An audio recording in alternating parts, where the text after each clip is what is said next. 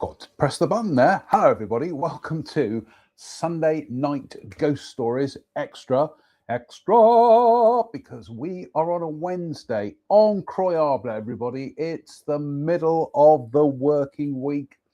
It's what we call the hump. And certainly tonight, we hope to give you the hump with some ghost stories. What are we reading? We are still reading the brilliant. How many pages is this? 320 odd pages. Over 300 pages this, and we're only up to 116. So we're not even a third, just over a third of the way through the book. So it's Haunted Places of Scotland, second edition. Absolutely banging book.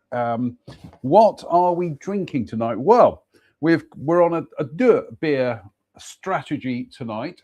So we're having one of the subscription beers. This is the Elements of Beer Yeast, and it's Heads IPA from the Amundsen Brewery.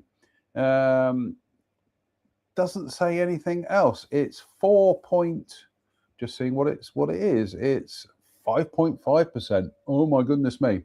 And it just says beer, that's it. Ingredients: water, malted barley, hops, yeast. It doesn't say anything else about this. From the AmundsenBrewery.com. Artwork by The Shallow Tree, at The Shallow Tree. Gotta say, the thing I love about these subscription beers is they do have some fabulous artwork. It's a shame you can't keep these cans. You almost want to kind of cut them open and flatten them and keep them as a memento. But yeah, I mean, honestly, the level of printing on there with the metallics and everything, it's beautiful, absolutely stunning. What are we washing it down with? Kelsapries, the single grain Scotch from Lidl. In case you're wondering where his royal derpy lurpiness is, he's in the bedroom next door, asleep on the ottoman right by the radiator, which is just switched off, by the way. So, shall we crack on? Because I's girt hungry. And right. So, where did we get to last time? I think we're going to reread a couple of stories here. Dumfries House. A large and stately pile set in hundreds of acres of parkland, Dumfries House is a symmetrical classical mansion designed by John and Robert Adam, dating from 1754 to 1759. I think they mean the house dates from that, not that John and Robert were dating during that period. Let's just clear that up, shall we? The building is remarkably unchanged since it was constructed for William Dalrymple, 5th Earl of Dumfries, who died in his new house in 1768. The property later passed by marriage to the Crichton Stuart Marquesses of Bute. The house was used by the army during World War II, but was then reoccupied by the family until the death of Dowager Marchioness of Bute in 1993. An appeal was begun and the house was purchased by the Great Stewards of Scotland's Dumfries House Trust, and the building is open to the public. Dumfries House is said to be haunted by a smelly ghost, which makes its presence known by an unholy stench. Obviously a member of Reform. Another story regards a phantom coach. The Marquesses of Bute were related by marriage to the Hastings family. Whenever one of the Hastings family died, the story goes that a spectral coach would be seen or heard approaching the doors of the place they were staying. One instance at Dumfries House was supposedly on the death of the third Marquess of Bute in 1900, when his daughter heard the coach outside the house. Is it Marquess? Marquess, Marquess. Anyway, open end of March to October, Thursday to Monday for guided tours. Telephone to book, accept tour at Telephone to book, except tour at 1 o'clock. Telephone number and website address, which is Dumfries House, dumfries-house.org.uk. Right, let's have a beer. We've earned this today. We've got stories to tell at half time of 2 reg walks. So that was very good today. So cheers, me beers.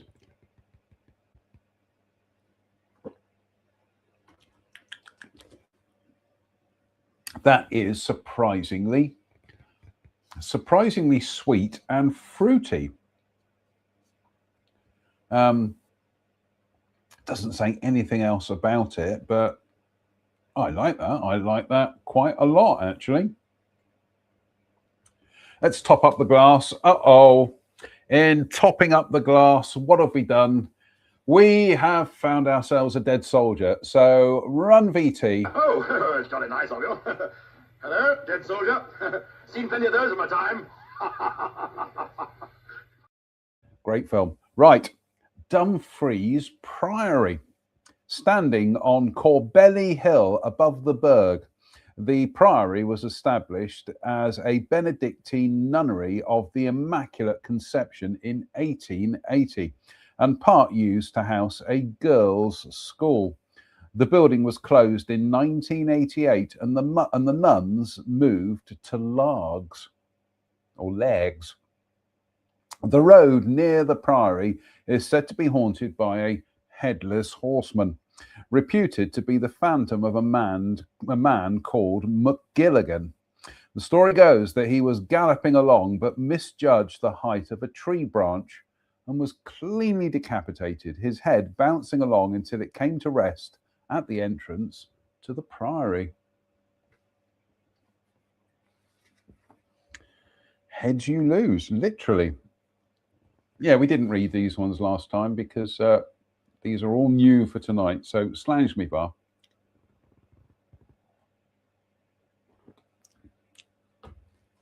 That is a very quaffable beer. That is so sweet. It's one of the best tasting beers I've had doing this over the last checks notes 6 years. Dunnon's Castle. Dunnon's Castle is an imposing baronial mansion, but was gutted by fire in recent years, although there are plans afoot to have it re-roofed and restored. The lands were a property of the Fletchers from the 17th century or earlier, and their mausoleum is further downstream of Dunnon's Castle, standing on a wooded ridge. The castle is said to be haunted by a grey lady. That's just directions how to get there.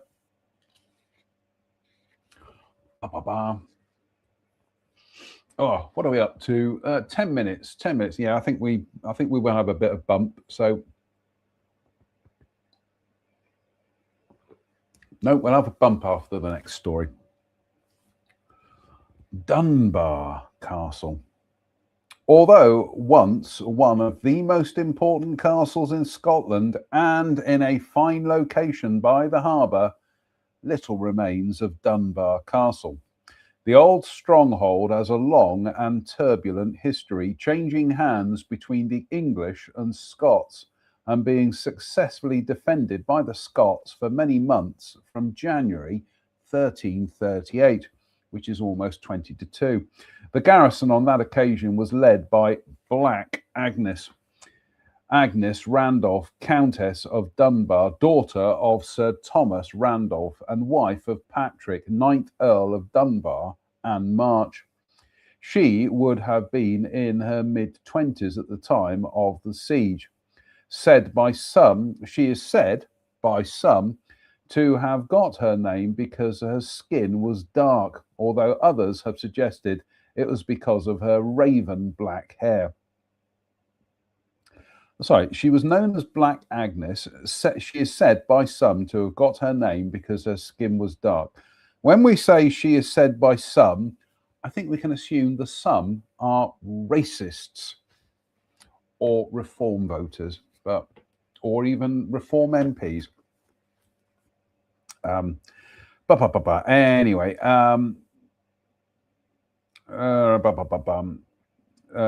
It was because, again, she is said by some racists to have got her name because her skin was dark, although others have suggested it was because of her raven black hair. Agnes behaved very bravely, both thwarting and taunting the English, and not even capitulating when the life of her own brother, who had been captured, was threatened. She reputedly said, after the English had withdrawn hastily and in disarray from the siege, "Behold of the litter of English pigs." Agnes apparently lived into her 60s and is believed to be buried in a vault near the site of Mordington House, which stood a few miles to the north and west of Berwick upon Tweed. A ghost of Black Agnes, known as Black Aggie, is said to have been witnessed in the area, although the apparition is reputedly only seen on clear nights. Access at all reasonable times. Care should be taken as parts are dangerously ruined. Bum, bum, bum, incroyable. Oh, I've got itchy nose tonight. Anyway, slange me via everybody. Cheers me beers. In the magnificent Rush beer glass, again, courtesy of viewers Kirsten and Steve in the United States. So God bless you.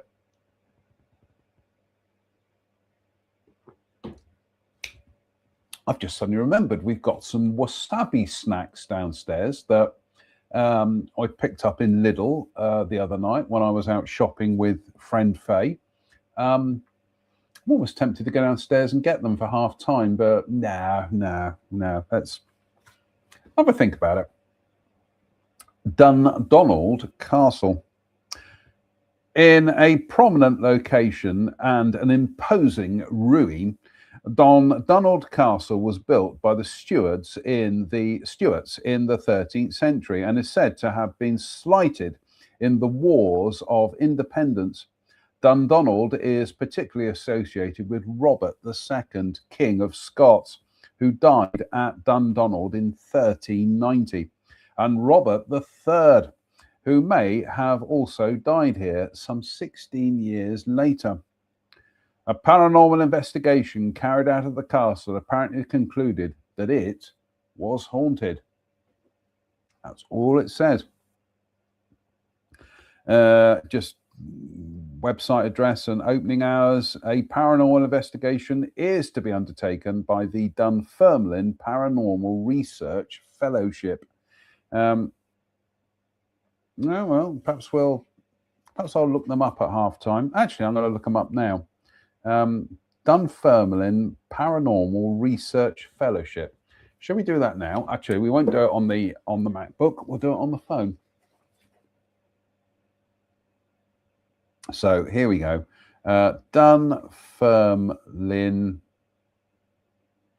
Paranormal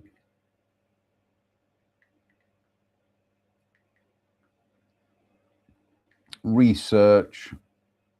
Let's see if it comes up with. No, it just comes up with Scottish Paranormal again.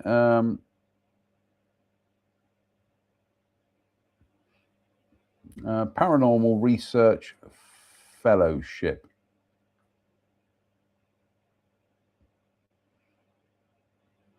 Now, based on the search results, there is no evidence of a formal entity named Dunfermline Paranormal Research Fellowship. And yet, there it is in the book. The book is 10 years old or 20 years old. Let's just have a quick look.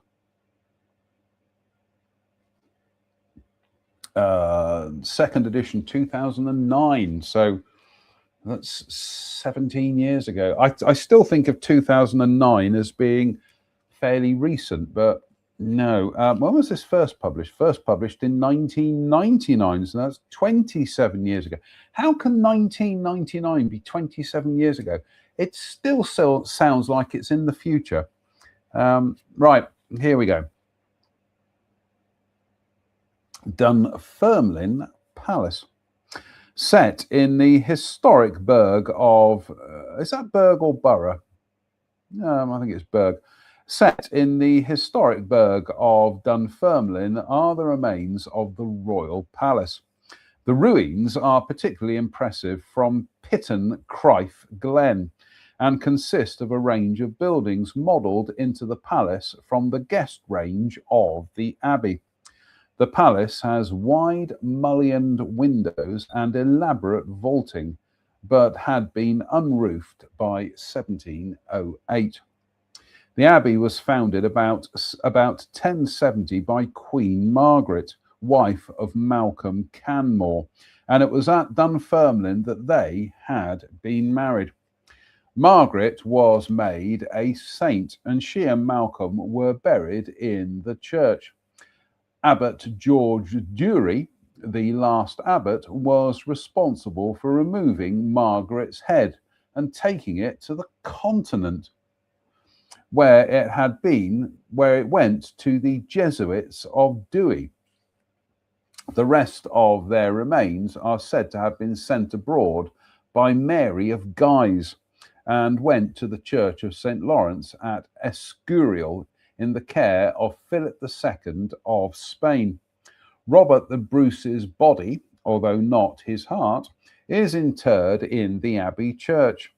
Other kings buried at Dunfermline include Edgar, Alexander I, David I, Malcolm IV, William the Lion, or Lion, and Alexander III. The church, domestic buildings of the abbey, and the remains of the palace are open to the public, as is the Abbey Church and Abbot House. See that entry. There are stories that the palace and abbey buildings are haunted. It is said that the apparition of a well-dressed lady has been seen wandering through the ruins, identified by some as the Bogle of Anne of Denmark, who remodelled the palace in 1587. There is also said to be the white glowing ghost of a woman observed looking down from the upper part of the palace, as well as another phantom, a dark hooded figure, spotted sometimes in the graveyard around the church. Historical Scotland, Palace and Abbey open April to October, daily, November to March, Saturday to Thursday, closed Friday. Telephone number, website www.historic-scotland.gov.uk. So I am really tempted at half time to go downstairs and get the wasabi snacks, because they honestly, they are brilliant. In fact, I'm just going to text friend Faye to say the wasabi snacks are brilliant. If I'm going to do it now. Damn it, Jim. I'm going to do it now.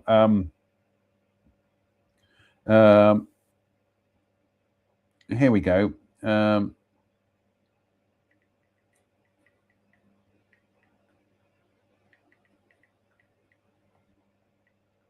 Those wasabi snacks are awesome, I'm sold.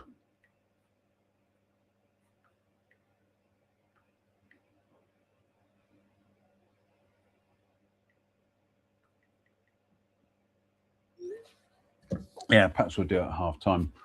What are we up to? 20. Yeah, I think we will have a bit of a bump. So slange me for everybody. Oh, that single grain is lovely stuff. Right. Dunatar Castle. Crowning a sea-girt clifftop promontory some 160 feet above the shore, Dunatar Castle is arguably the most spectacular stronghold in Scotland, and impressive ruins of the many buildings remain. The way up to and then through the tunnel to the castle entrance is especially bracing and impressive, and external shots of the castle were used in the film Hamlet with Mel Gibson.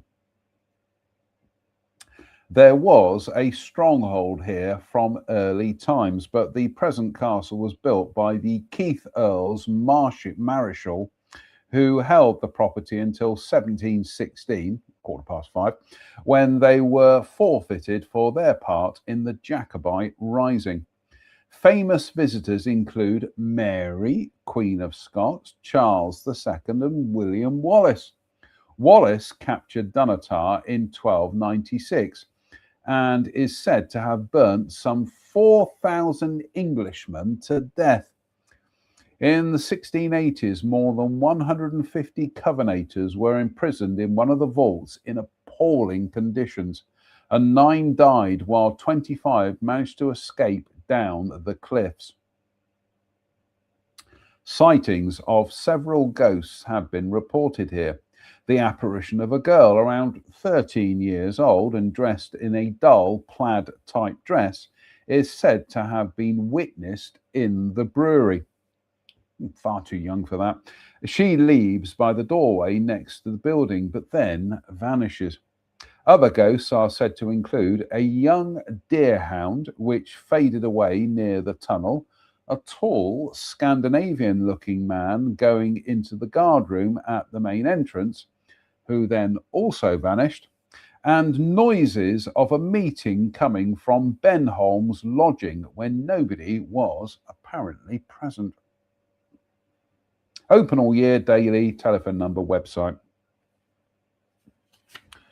I'm just seeing what photographs we've got here. No, we haven't got to those ones yet. What is the time? 23 minutes. Do you know what? At half time, I think I might go downstairs and get the wasabi snacks because they're, oh, honestly, them's girt lush. So cheers, me beers. Oh, lovely. I got to say, that beer is exceptional. Really sweet and tasty.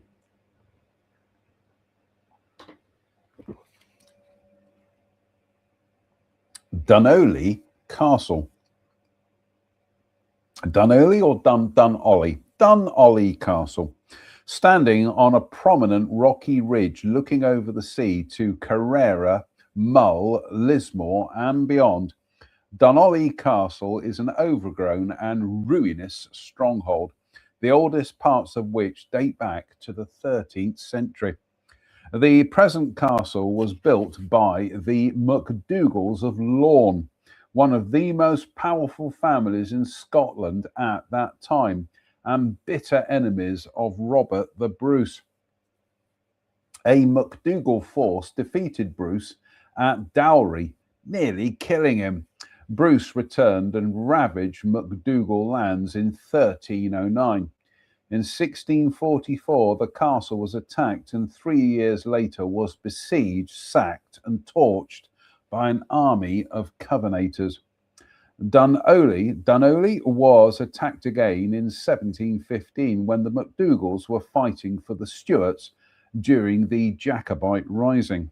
The MacDougals built nearby Dunolly House to replace the old castle. There are stories of a phantom piper or Highlander haunting the ruins, and the old castle is also said to have a green lady or glaistig.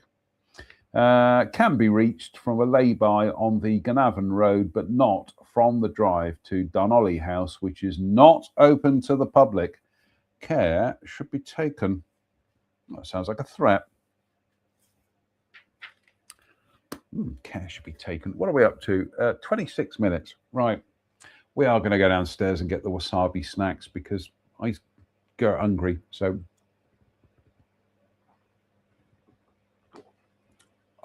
Slange.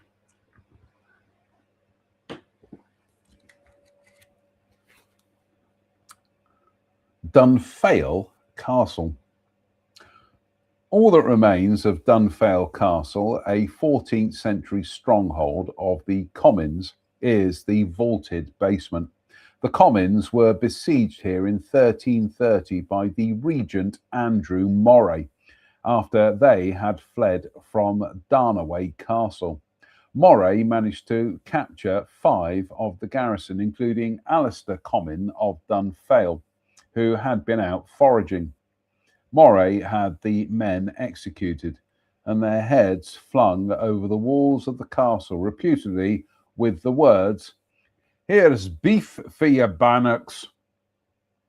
The last of the Comyn garrison tried to flee, but were slaughtered by the regent's men. In the 18th century, 5 skullless skeletons were supposedly found buried near the castle. Headless ghosts are said to haunt the castle, and tales of the sounds of fighting and groans have also been reported.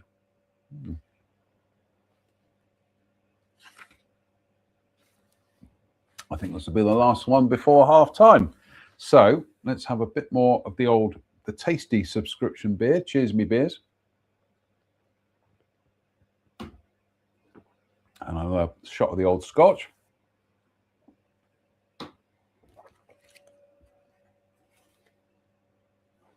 Dunrobin Castle. I think, frankly, they've all been Dunrobin Castle. But anyway, set in fine grounds overlooking the sea, doesn't say which one though, Dunrobin Castle dates from the 1300s and is a splendid fairy tale castle with a mass of turrets and spires. It was extended and remodelled about 1650, which is 10 minutes to 5 rather, 1780 and in 1845 to 50, and is a huge building with some 189 rooms. There are fine formal gardens designed by Charles Barry, architect of the Houses of Parliament. The Sutherland family were created Earls of Sutherland in 1235. So I got the beer hiccups, and had a castle here from the 13th century. Dunrobin may have been called after Robert or Robin the 6th Earl. The property passed by marriage to the Gordons, then to the Trentham Marquis of Stafford in the 18th century, who were made Dukes of Sutherland in 1833. Do you understand this? I really don't understand the landed gentry. Anyway, they are remembered for their part in the Highland clearances, which I think was a form of ethnic cleansing and not a gardening exercise. The upper floors of the old part of the castle are reputedly haunted by the spectre of Margaret, daughter of the 14th Earl of Sutherland. She fell in love with a fellow called Jamie Gunn. She fell in love with a fellow called Jamie Gunn sometime during the 17th century, younger son of one of the Earl's men. But her father found out and had her imprisoned in one of the attic rooms. Margaret pined and despaired, and Gunn decided to rescue her as her health was failing. A rope was smuggled into her attic room, and Margaret tried to escape out of one of the windows. But her father burst into her room and startled her, and she fell to her death.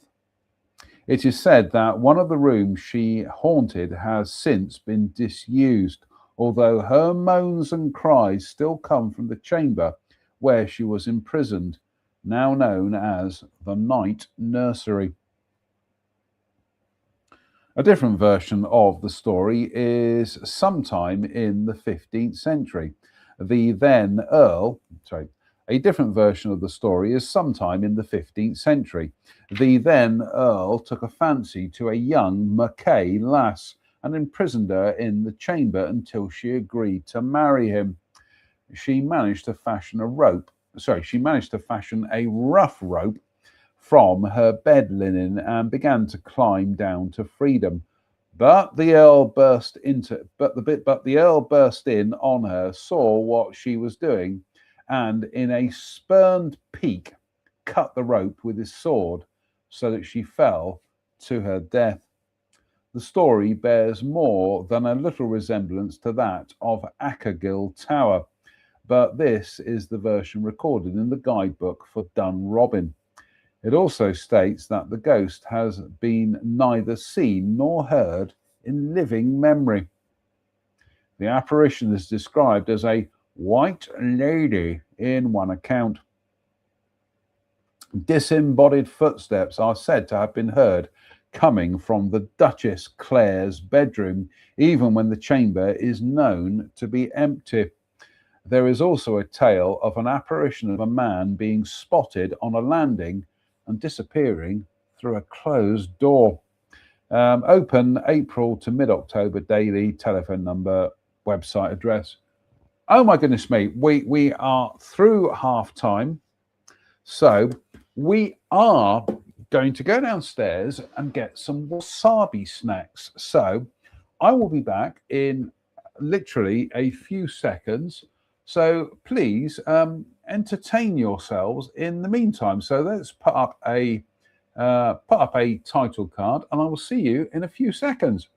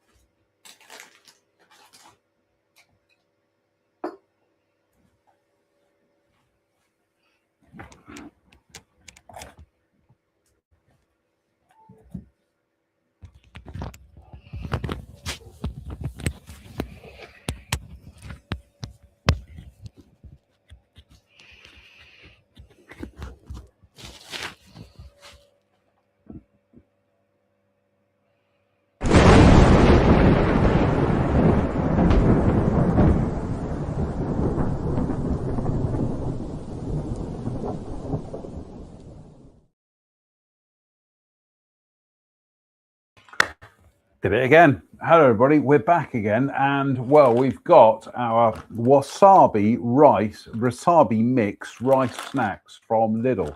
Oh my goodness me, these are incroyable. They are.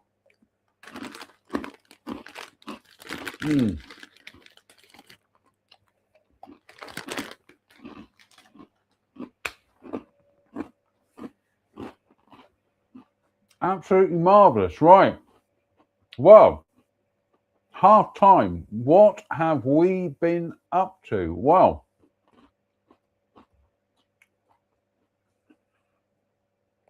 I have to go back to a couple of things this week, but primarily the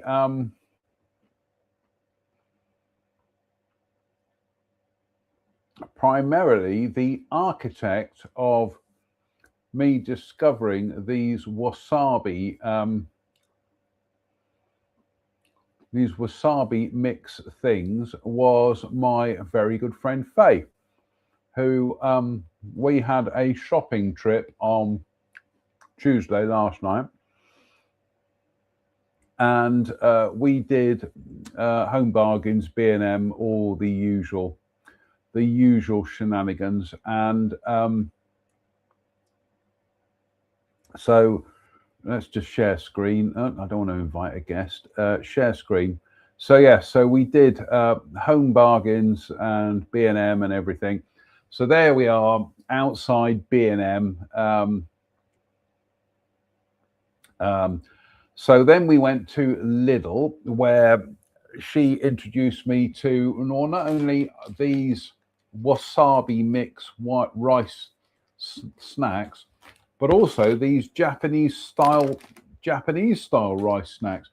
So they're absolutely delicious, honestly. And we've been to the Chinese supermarket by IKEA in Bristol, which is where we get our wasabi coated peas. But yeah, so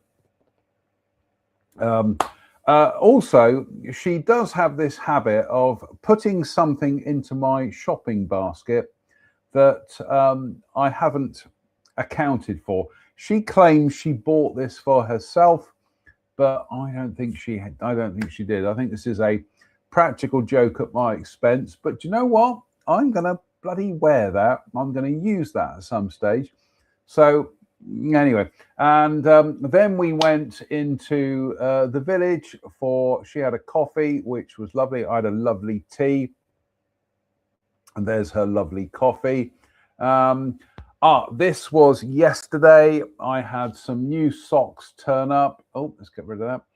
I had some new socks turn up, and in fact, an accompanying t-shirt as well, which I'm looking forward to wearing at some stage on a 2-reg walk. In fact, I've got a pair of those socks on tonight.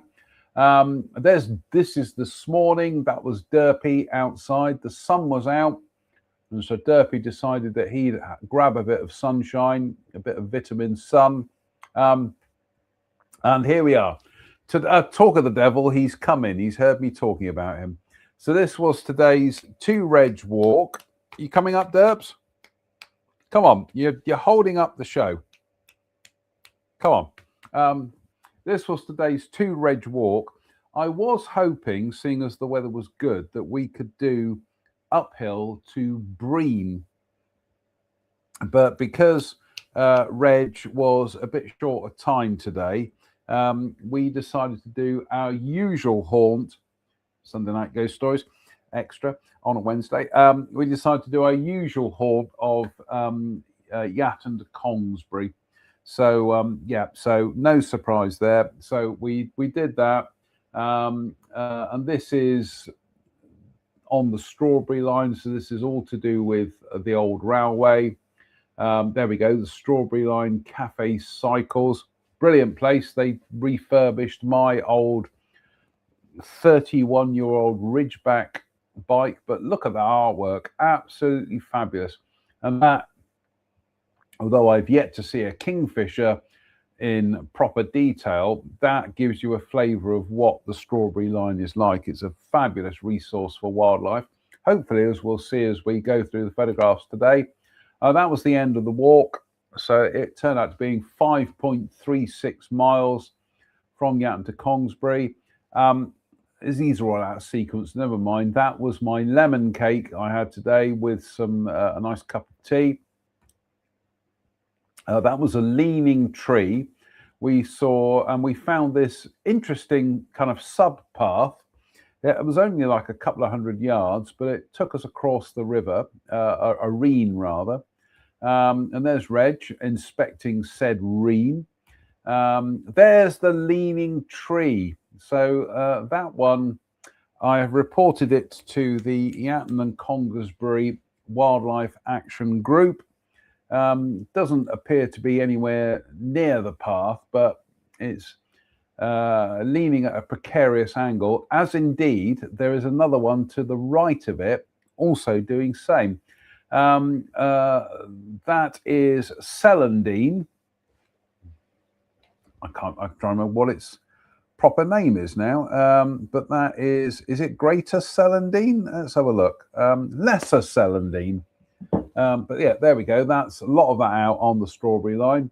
That's the station garden, which is absolutely brilliant.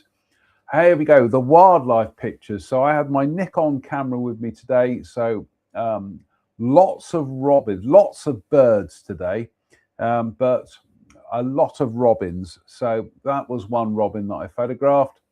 There's a great tit, as opposed to Reg, who is a great tit. But that was a great tit we saw today. And there is another singing robin. Oh, come in, Reg. Come in, Dirt, rather. And there is another robin that I saw today. So that's it for today's photograph. So it was absolutely a brilliant walk. Like I say, 3 and a bit miles, but absolutely fabulosa, Mr. Horn. I've got some more video to show you tonight.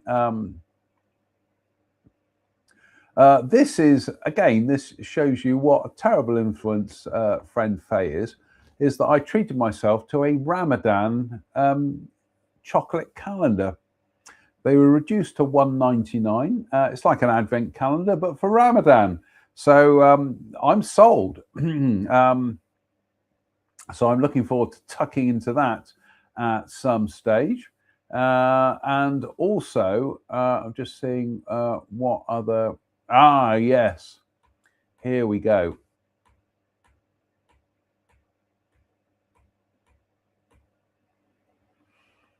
So I was working, was it yesterday or Monday? And I could hear noises outside the office window. So I go and have a look outside the office window, and there is a flock of tits. So there is a long-tailed tit, and these are taken with my iPhone, iPhone 16 Pro Max. So that's a long-tailed tit. Oops, daisy. And there you can see why it's called a long-tailed tit. And this, like I say, this is just outside the workshop window or the office window. And there it is again, looking at me. Look at the buds on my cherry tree. Absolutely brilliant. And then I got my Nikon out, if you pardon the expression. And that's a blue tit that was outside the window. So these are proper DSLR pictures. And there is another shot of the same blue tit. And there we are, long-tailed tit on the cherry tree, looking straight at me, really quite unnerving. And there it is again. And there it is again. That's just the blue tit again. What a fabulous encounter, Mr. Horn. Just brilliant. And like I say, I tend to keep I either keep the DSLR and the Nikon DSLR in the kitchen, or I'll keep it in the workshop. I tend to keep it in the workshop more these days because of the amount of traffic I get outside the workshop window. It's where my office is. My office is kind of like it goes into my workshop. But yeah, absolutely brilliant. Really, really fabulous stuff. So we're going to have some more, some more of the wasabi mix. Oh my goodness me. Thank you, Faye. Thank you for pointing this out to me, because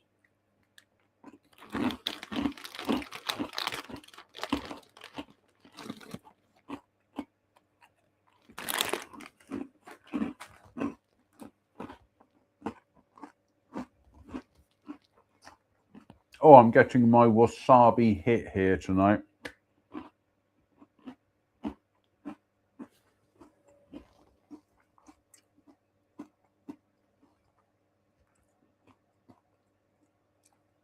But that's it, really. That's your lot.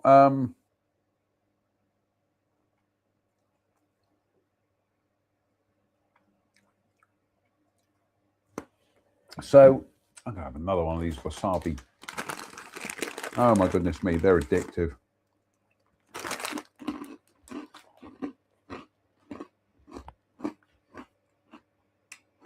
Cheers, me beers.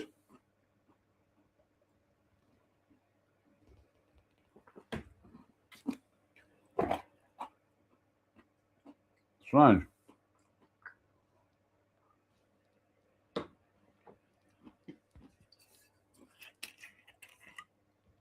Right, we're going to top up the single grain Scotch, but the second part of tonight's beer element, which is from Home Bargains, is Love Lane Brewery Blackbird Extra Stout, 6.7%.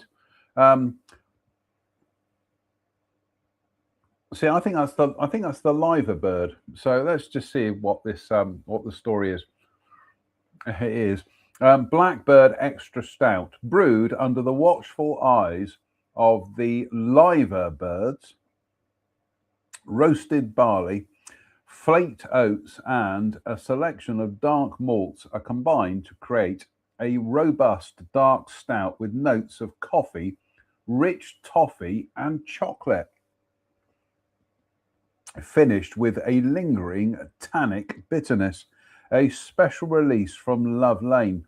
Ingredients: water, malted barley, oats, wheats, hops, yeast, blah, blah, blah. 6.7%. Love Lane Brewery, 62 to 64 Bridgewater Street, Baltic Triangle, Liverpool. lovelanebrewery.com. So I'm sold. I might be getting more of this from Home Bargains.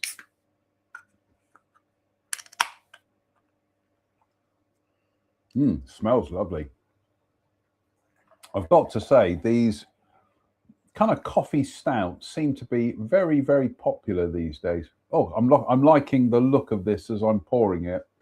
You coming up, Derb? Are you coming up? Come on, you're holding up the show. Come on, up you come. 1, 2, 3. There we go.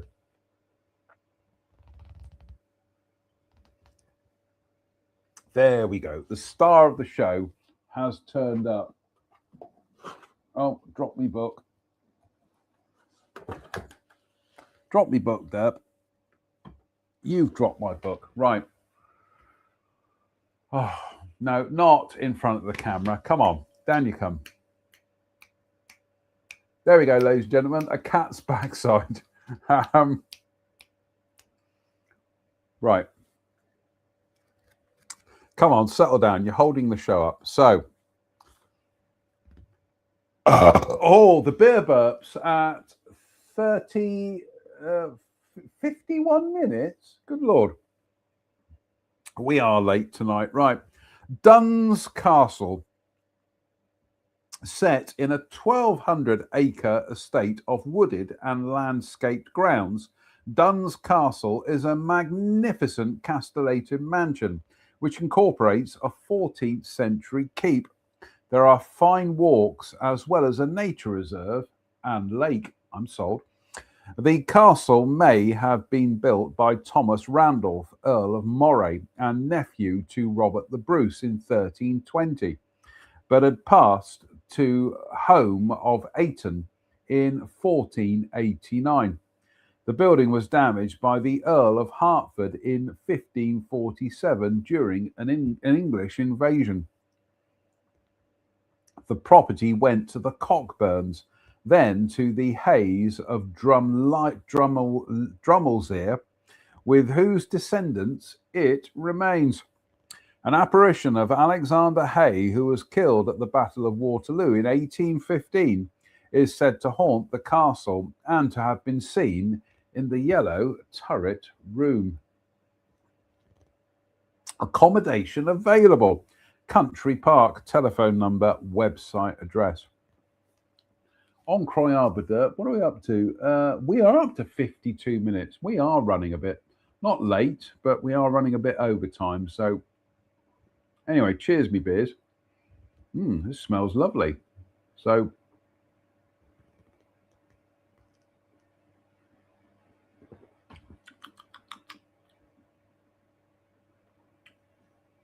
we might be getting some more of this. That's actually really, really tasty. And I'm not just saying that, Dirt, because it was only like £1.39 in Home Bargains. That is Love Lane Brewery. That is really, really nice beer. I think we might get some more of that, Derpo. Right, here we go. Dunsky Castle. Set on a windswept and oppressive headland above the sea, Dunsky Castle is a ruinous tower house of the 16th century.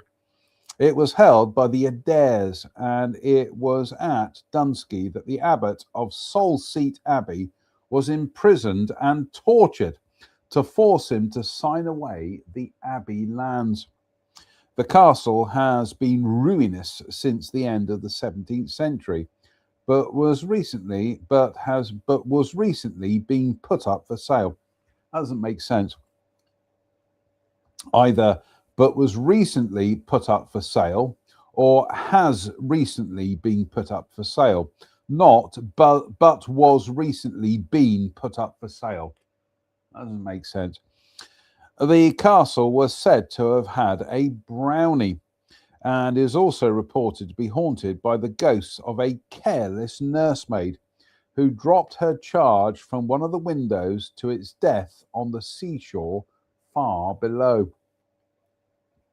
Dunsky is said to have a ghostly piper, the spirit of a jester who so angered the laird of the time, believed to be in the 14th century, that the jester was imprisoned, and hoping to find a way out, entered the passageway.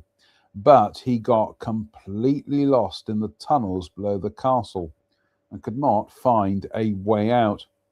He was not seen again, although eerie pipe music is sometimes said to be heard. It states in this account of the story that workmen who were working on a water supply found a large cavern from where it was said the eerie music was heard. View from exterior, climb and walk to castle from Porkpatrick. Care should be taken. That's literally a script for a jester's tear. There we go. There you go, Dirt. We managed to get a Marillion reference out. What a great album that is. When did that come out? 43 years ago. Still a brilliant album. Love it. Still love it. Don't care what other people think. Anyway, cheers me beers.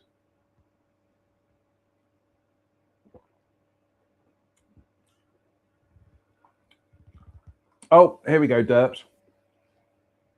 Oh, definitely on that second thing, there is that coffee bitterness to it. That's lovely. And no coffee either. So here we go. Second time tonight, and let's run VT. Oh, it's jolly nice of you. Hello, dead soldier. Seen plenty of those in my time.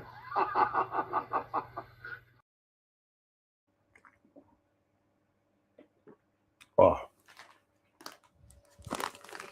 No, not in front of the camera.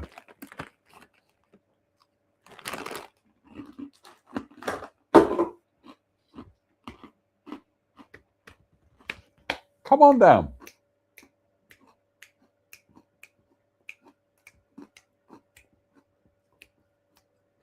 Ladies and gentlemen, a cat's arse. Come on.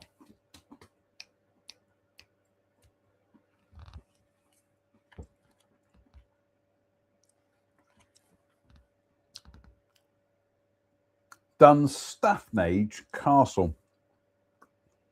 On a promontory in the Firth of Lorne, Dunstafnage Castle is defended by a massive curtain wall with round towers and an altered gatehouse.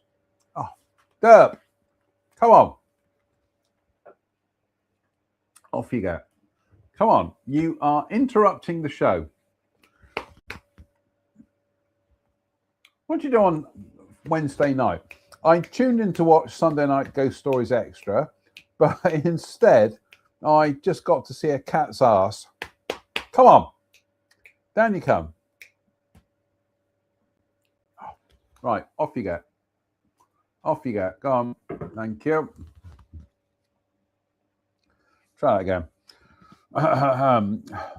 On a Dunstafnage Castle.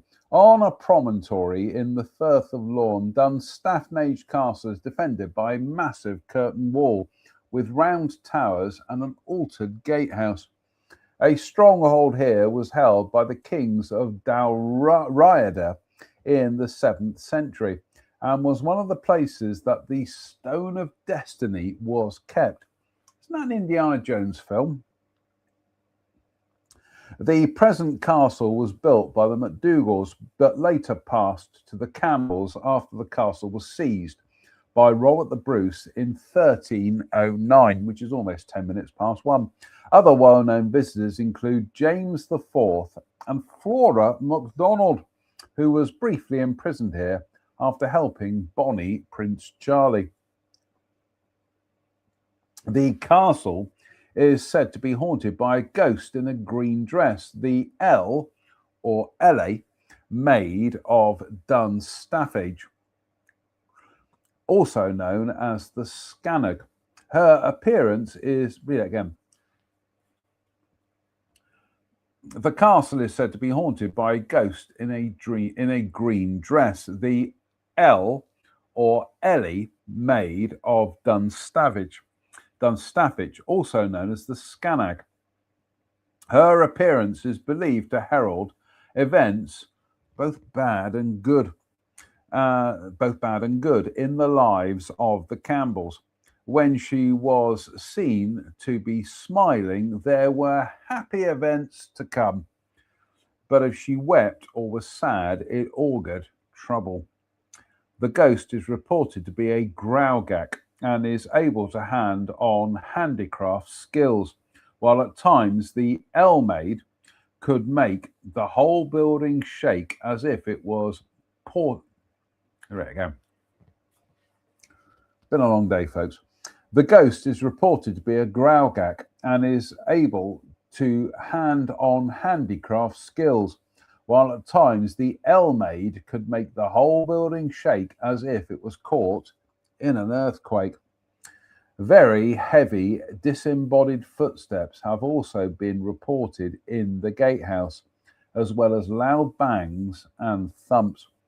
When the castle was still inhabited, the L-maid is said to have playfully teased children while in their beds, this continuing over several generations. Historic Scotland, open April to October daily, November to March, Saturday, Wednesday closed, Thursday to Friday closed, 25th to 26th of December and 1st to 2nd of January. Telephone number, website address. What are we up to? We have gone through the hour mark. Oh my goodness me. But you know what? We are still enjoying our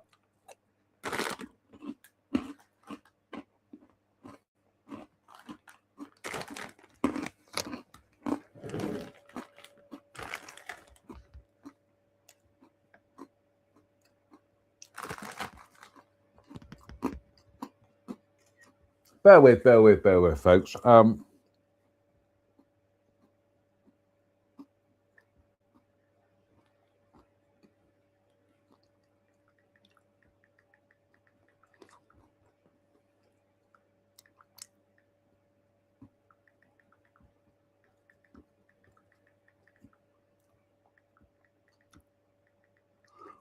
Bear with.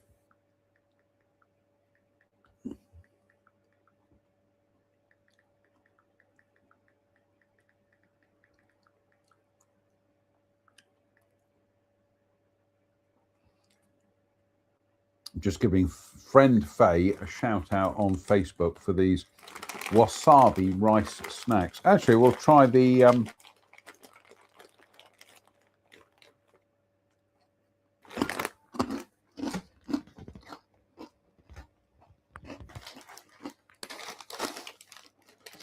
Japanese style rice snacks, a Japanese style mix of seasonal rice snacks and coated peanuts, ideal for sharing.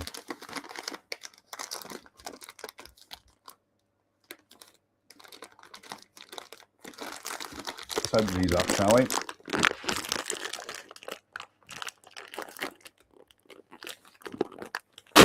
Nope.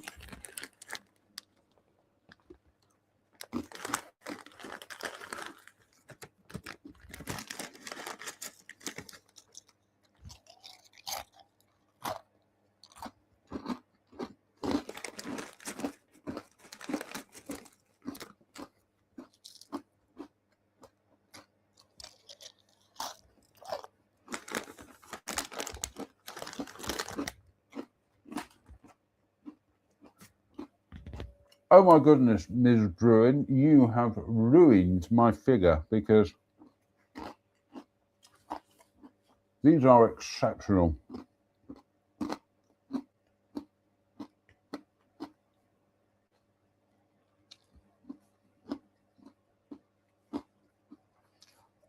Trying to think where we are now.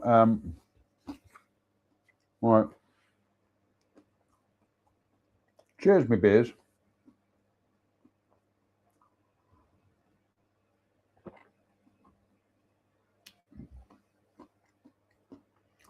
In the magnificent United Federation of Planet Shot Glass, again, viewers Kirsten and Steve in the United States. Cheers, me beers. Right.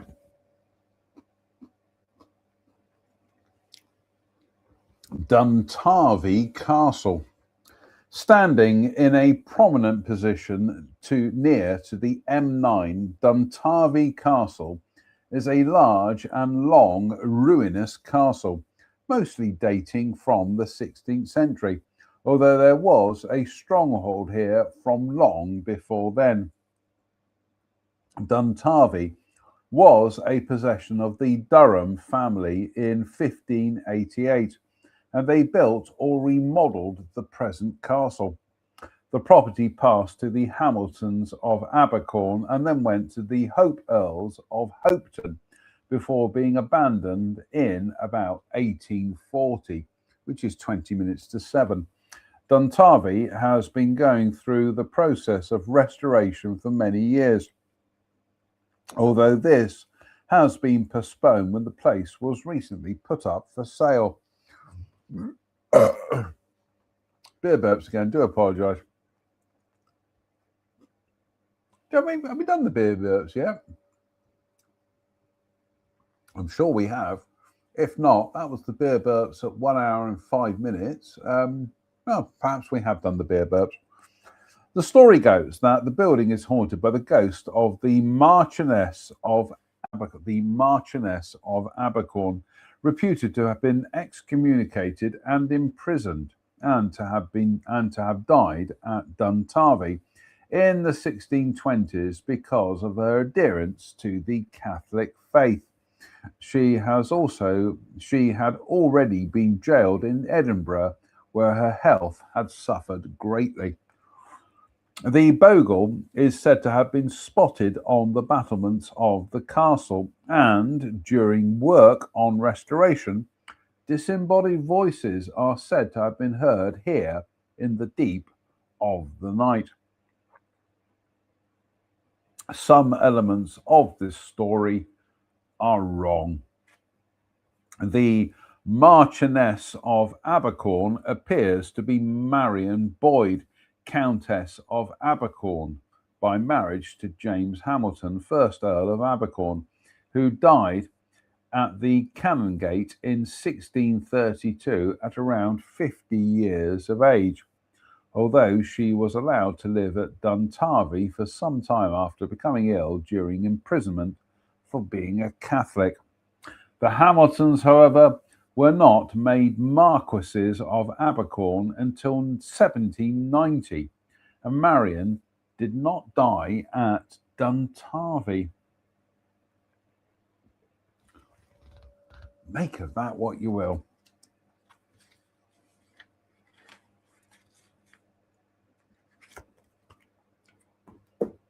Sorry, folks, I'm absolutely addicted to these.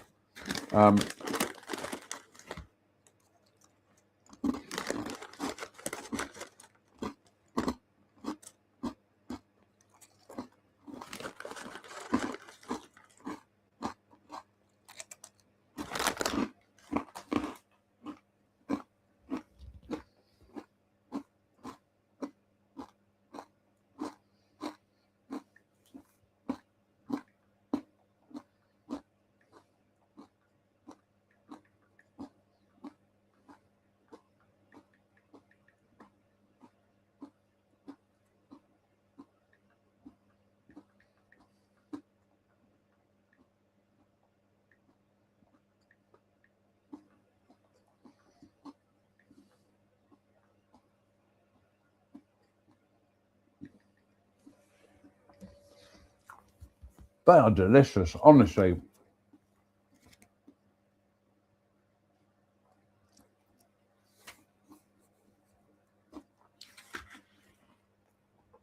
Sounds me about what are we up to? 21, 23. The album Rush wish they had recorded. Actually, now,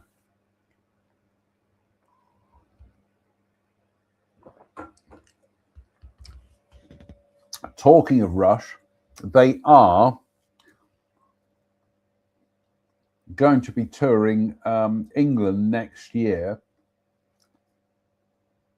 with a new drummer and a keyboard player. Friend Simon just instantly went, right, we're getting tickets. Went to get tickets. They're not playing Birmingham, which is not yet anyway, but the tickets from Manchester, oh my goodness me, too rich for our blood. I think the cheapest ticket for Manchester was 111 quid. I'm sorry, Simon and I are massive Rush fans. In fact, Simon got me into the band at a time when I used to, he always used to play their music to me, and I'm like, no, I don't like this. And then it clicked. But yeah, Simon and I, we've seen them countless times over the last 20 years, but we are finding this 50-something tour to be a bit too rich for our blood, thank you very much. So unless they play Birmingham, in which case we will be looking to get the cheapest tickets possible. No, I'm sorry. Manchester, even if we want to go to Manchester, we'd have to factor in travel money. We'd have to factor in accommodation. Hideously expensive, not worth it. I mean, I love Rush, but not that much. So anyway, here we go. Duntroon Castle, standing in a picturesque location on a rocky hillock by the banks of Loch Crinan. Duntroon was a property of the Campbells and dates from the 13th century. In 1792, the castle went to the Malcolms of Poltalloch, who still own it. The castle is allegedly haunted by a ghostly piper. A MacDonald has been sent as a spy. A MacDonald had been sent as a spy to capture the castle in 1615, but was discovered, and the only way he could warn his companions was to play the pipes, which he did, and the attack was abandoned. The Campbells had both the piper's hands or all his fingers chopped off, and he was buried under the kitchen flagstones. From that time on, the sound of ghostly bagpipes has often been reported. The ghost was thought to have been exorcised in modern times when part of the basement was used as a church. A handless or fingerless skeleton was found sealed beneath the floor about 1870, and the remains were buried. However, the ghost became active in the 1970s, and unexplained knockings on doors were reported, as well as furniture and other objects being thrown around the rooms. Or so it is said. Holiday cottages available in grounds, telephone number, website address.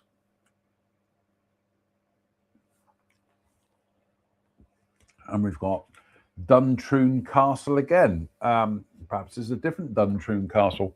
Do you know what? We're going to have some more of the wasabi snacks.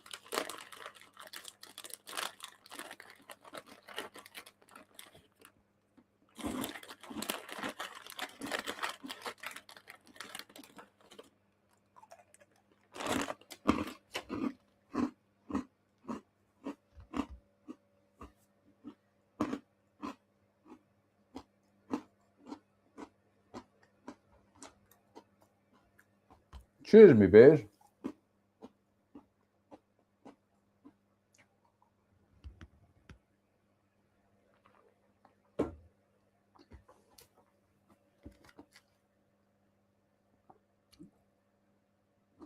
Sorry, not Duntroon Castle, Duntulm Castle. It's almost like I've had a beer and a bump tonight, folks. Duntulm Castle. Located in Trotternish on the northern extremity of Skye, Duntulm Castle stands on a headland overlooking the sea and the Outer Hebrides. Not much now remains of the castle, once the fine stronghold of the MacDonalds. The family moved to Monkstad from here in about 1730, which is 5:30. Itself now ruinous, reputedly because of the many ghosts here. They then built Armadale Castle in Sleat to the south of the island. At the turn of the 17th century, Hugh MacDonald, cousin to the then chief Donald Gorm, devised a plot to gain the lands. The chief had no heirs. Know the feeling. Oh, no, heirs, sorry. The chief had no heirs, and Hugh planned to invite the chief to his own fortress, Castle Uistine, some miles south of Duntulm, and there murder him and his immediate kin. Unfortunately for Hugh, he mixed up letters sent to the chief and to the proposed assassin. Hugh fled to North Uist, where he was besieged in the old stronghold of Dun and Stickar.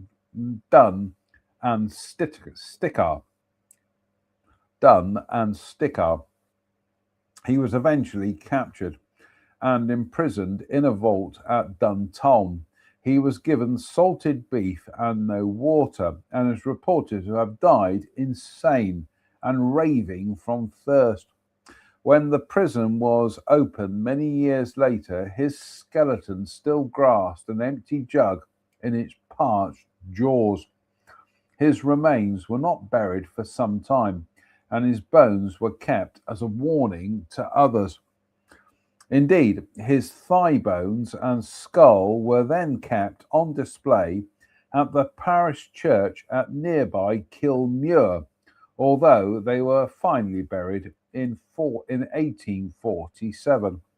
His ghostly groans and desperate cries have reputedly been heard at Duntulm Castle. The ghost of the chief, Donald Gorm, brawling and drinking with phantom companions, has also been recorded in many tales. Another apparition was allegedly that of Margaret, sister of MacLeod of Dunvegan, and Donald's wife.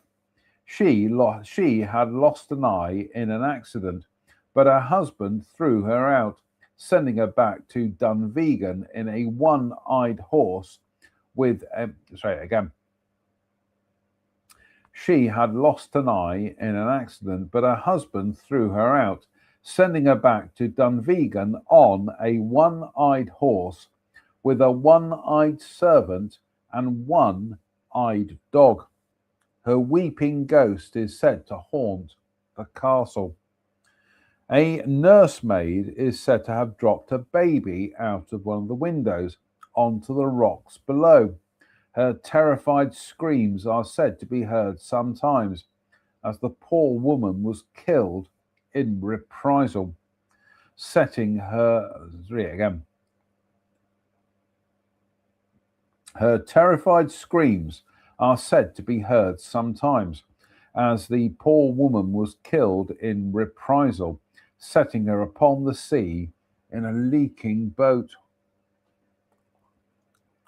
The view from exterior care must be taken as dangerously ruined. So I'm just reading that there. As the poor woman was killed in reprisal, setting her upon the sea in a leaking boat, or what we call reform policy. Right, that's going to be it. Last dirt for tonight. What have we got up to? Nearly 1 hour and 20 minutes. Goodness me. Cheers, me beard.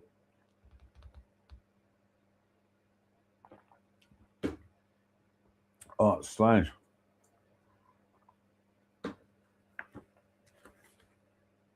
Yeah, we're going to do a couple more, dirt more, and that's it.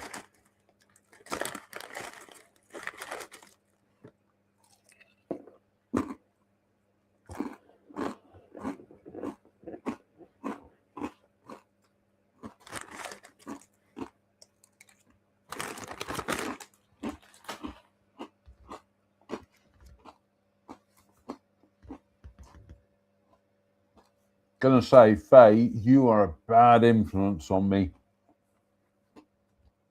And I wholeheartedly agree. So anyway, Dunure Castle.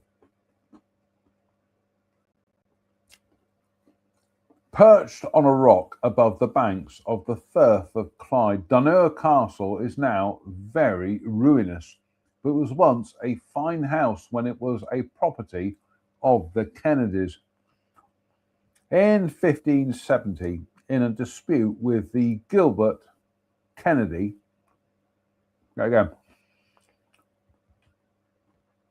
in 1570, in a dispute with the Gilbert Kennedy, 4th Earl of Cassilis, Alan Stewart, commendator of nearby Cross Oulgle Abbey, see also that entry, was tortured and roasted in sop here until he signed away the lands of the abbey. Although he was eventually rescued, Stewart got no recompense except a small pension. Know the feeling, lads. And the Earl of Cassilis kept the lands. Although, to be fair, much of the land given to the abbey down the centuries had come from the Earl's family.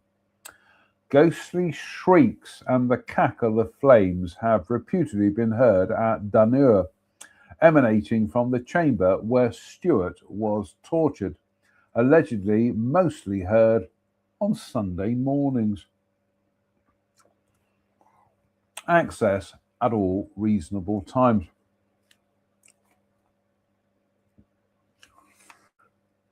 this is the last one tonight. Done vegan. It's a shame a friend Lucinda isn't watching because she's a vegan. So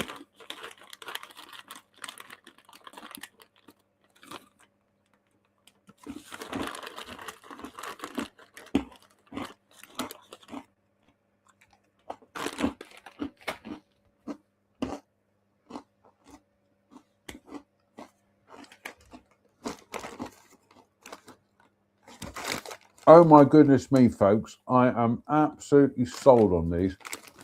Lidl wasabi mix. Damn it, Bruin, damn it.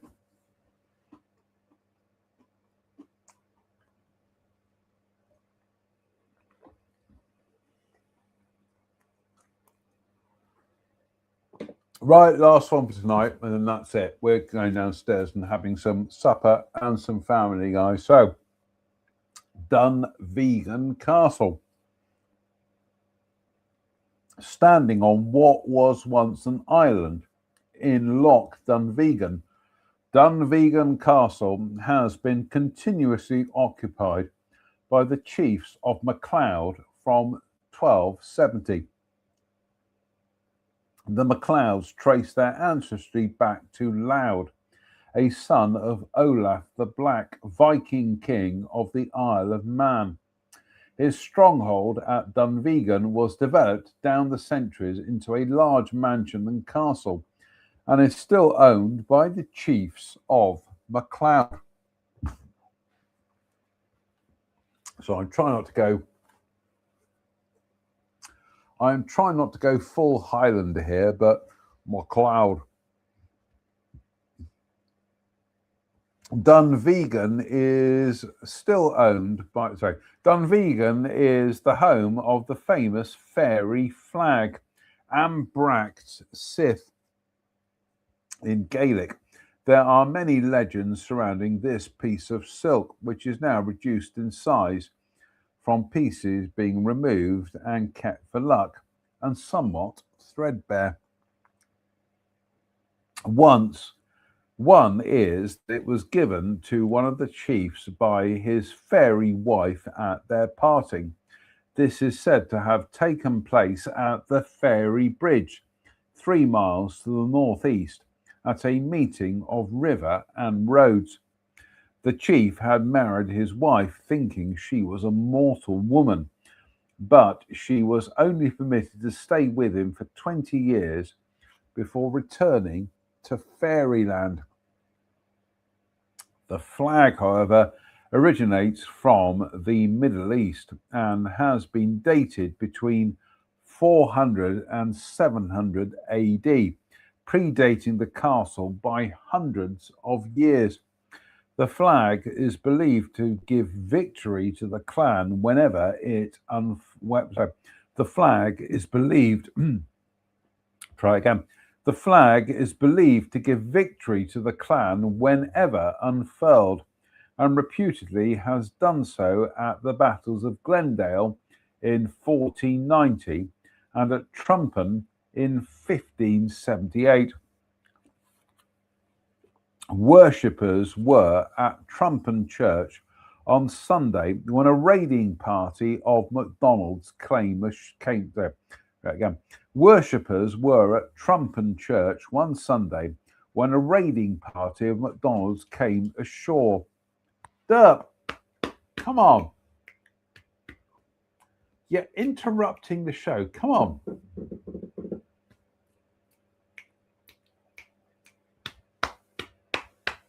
Come on.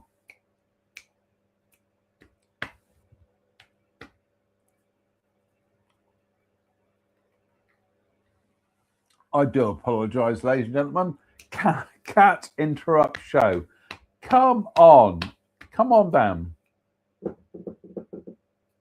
Right.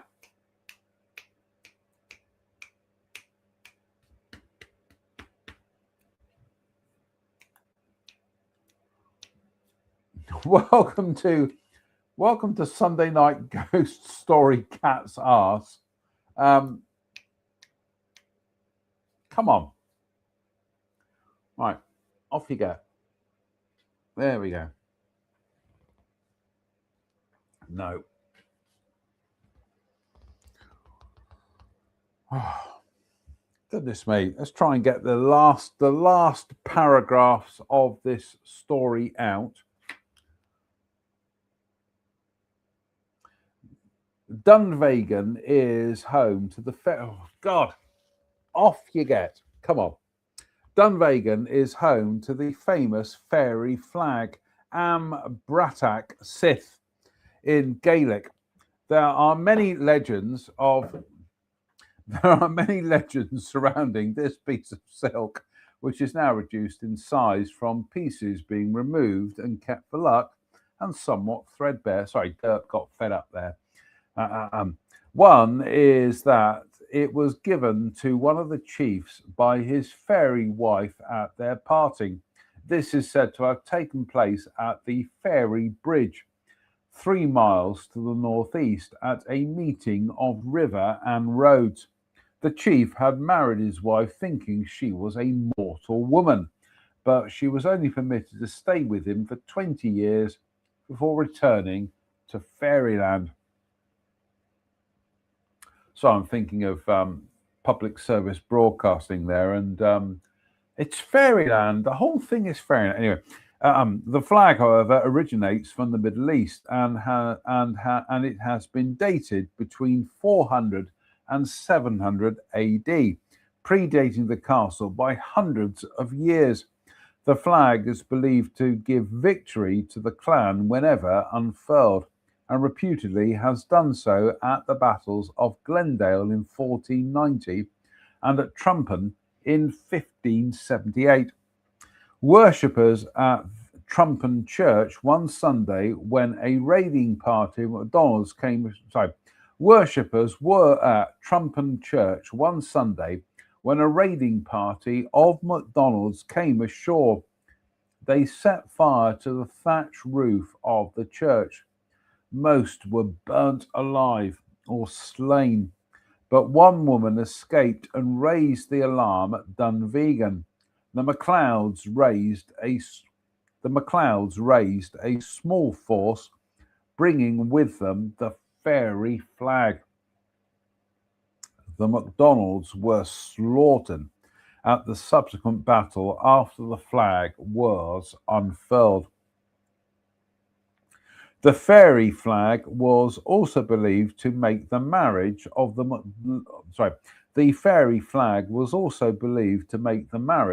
MacLeods fruitful when draped on the wedding bed, and to charm the herrings out of Dunvegan Loch when unfurled. Belief in its power was such that during World War II, pilots from the clan carried a picture of the flag as a talisman. Open April to mid-October daily, other times by appointment, closed 21st of December to the 3rd of Jan. Telephone number and website. Right, that's it for tonight, folks. We have been interrupted by derps, but we will be picking up perhaps hopefully on Friday with Dunvegan Castle.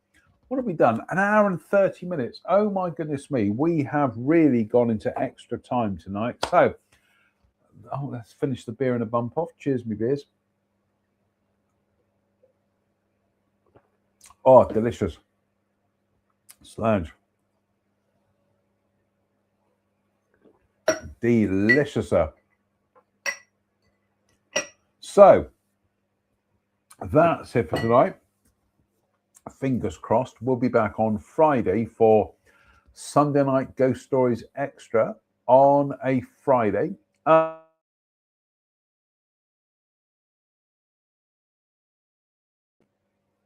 Until then, it behoves me to say thank you for watching. Why? Why not? What else are you going to do in the middle of the week at the end of February than watch a confused man from Dudley drink ghost stories and read alcohol? Come on, folks, you can do better than that. I can't, but you can do better. So until the next time, as ever, it behoves me to say thank you for watching. Why why not? Stay safe, stay out of trouble. Please don't have nightmares. Good night.